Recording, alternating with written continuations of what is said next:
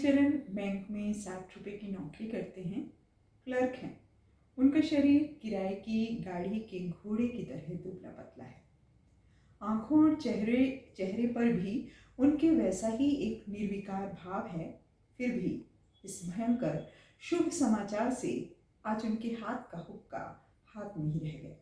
वे फटे पुराने पैतृक तकिए के सहारे बैठ गए और एक गहरी सी ठंडी सांस लेने की ताकत भी उनमें ना रही। जी हाँ, पुस्तक प्रभात में आप सभी का स्वागत। और आज हम जिस पुस्तक को लेकर आपके सामने आए हैं उस पुस्तक का नाम है परिणीता। एक बहुत ही शानदार किताब मेरे हाथ में है। बंगाल के सुप्रसिद्ध साहित्यकार शरद चंद्र चट्टोपाध्याय जी की ये किताब परिणीता। परिणीता जिसका शाब्दिक यदि अर्थ हम देखें तो उसका अर्थ है ब्याहता या शादीशुदा स्त्री। शरद बाबू की जब हम बात करते हैं तो वैसे तो ये बांग्ला के साहित्यकार हैं, परंतु इन्होंने जितनी भी कहानी, उपन्यास, कथाएं लिखी उनका अनेक भाषाओं में अनुवाद हुआ और बहुत सारी इनकी कहानियों का अनुवाद हिंदी भाषा में भी हुआ। हाँ, जब हम किसी भी पुस्तक का अनुवादित रूप पढ़ते हैं तो कहीं ना कहीं उसके कलेवर में थोड़ा बहुत परिवर्तन होता है। फिर भी जो भी लेखक पुस्तक का अनुवाद करता है उसका प्रयास होता है कि जो खुशबू जिस भाषा में वो पुस्तक लिखी गई उसकी थी वो बनी रहे। परिणीता भी एक बहुत सुंदर कहानी है। वैसे तो इस पुस्तक पर 2 फिल्में बनी, जिसमें एक फिल्म में अशोक कुमार और मीना कुमारी जी ने बहुत सुंदर अभिनय किया और दूसरी अभी जो कुछ समय पहले बनी विद्या बालन और सैफ अली खान। जब आप फिल्म देखते हैं और जब आप किसी बड़े साहित्यकार की उसी पुस्तक को पढ़ते हैं तो मेरा ऐसा मानना है उसमें दिन रात का फर्क होता है। परिणीता जब पुस्तक आप पढ़ेंगे तो आपको प्रतीत होगा कि आप इस पुस्तक के साथ साथ बहते चले जाते हैं। तो हम बात करते हैं इस किताब परिणीता की। परिणीता एक त्रिकोणीय प्रेम पर आधारित पुस्तक है जो पढ़ते समय आपको प्रतीत होगा कि आपके गली और मोहल्ले की ये कहानी है। शरद चंद्र ने परिणीता में जो कहानी लिखी, उसका कथानक, उसकी कथा वस्तु, उसके पात्र, उनका चरित्र चित्रण और उनके संवाद आपके हृदय में गहरे तक बैठते चले जाते हैं।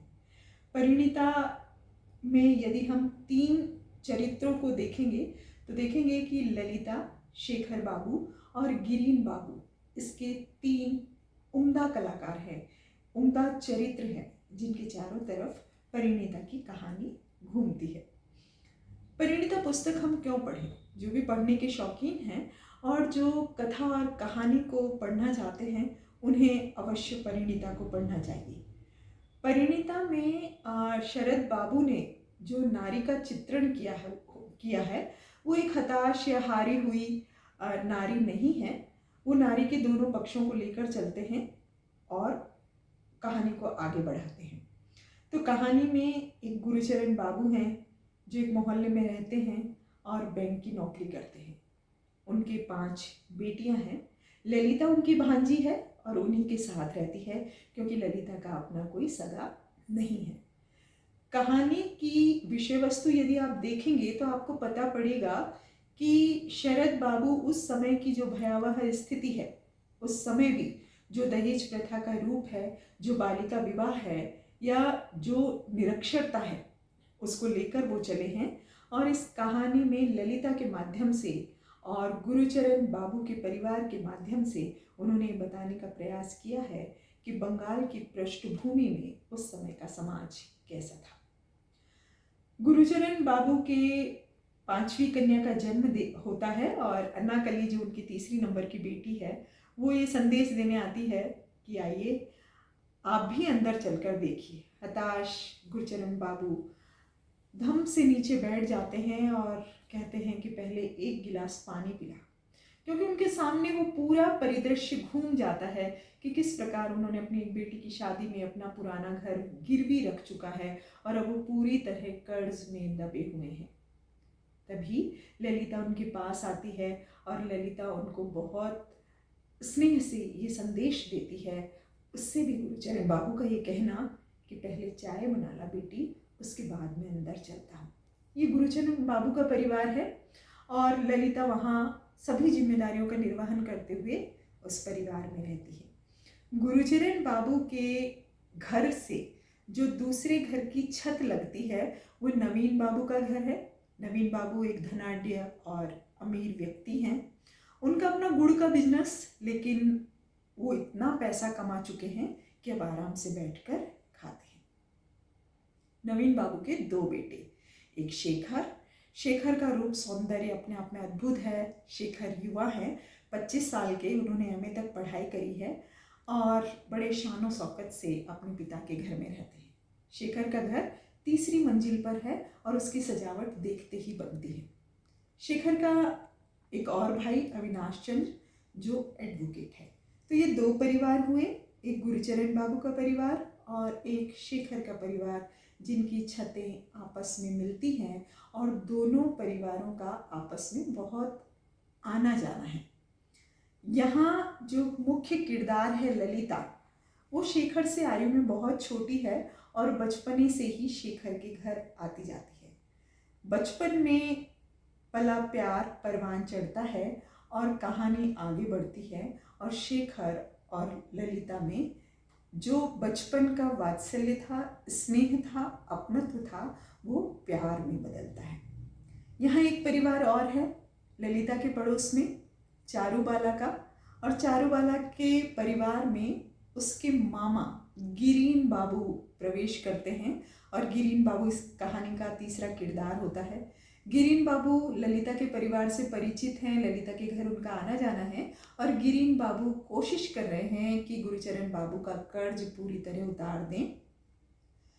इसी बीच एक ऐसा शुभ दिन आता है जब चारूबाला, अन्नाकली और ललिता आपस में अपनी मित्रता को बढ़ाते हुए आगे बढ़ रहे हैं। लेकिन एक शुभ रात्रि, जब कहा जाता है कि उस दिन यदि कोई किसी को माला पहना दे तो वो परिणय के सूत्र में बन जाता है, और गुड्डे गुड़िया के ब्याह में अचानक शेखर और ललिता उन माला का आदान प्रदान करते हैं।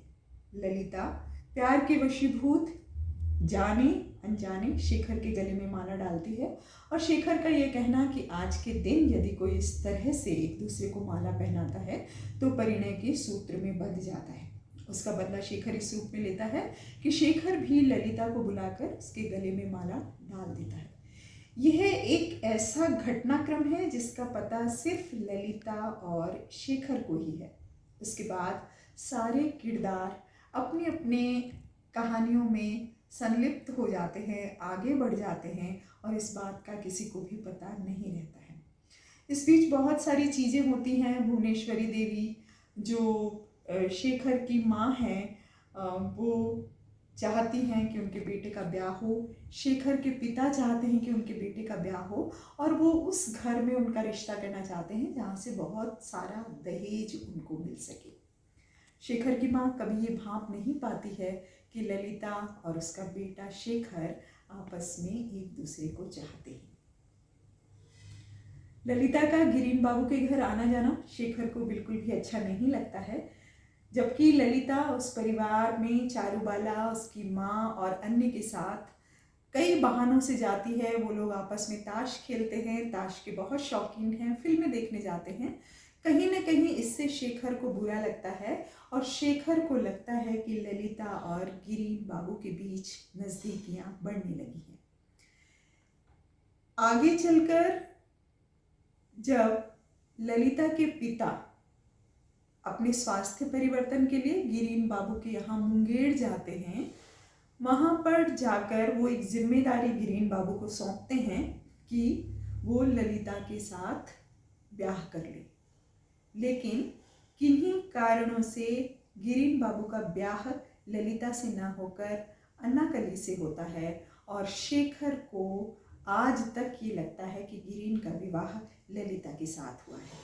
वापस आने पर शेखर ललिता को शक की नज़रों से देखता है और उसे लगता है कि ललिता ने उसके साथ गलत किया है और उसने गिरीन बाबू से ब्याह किया।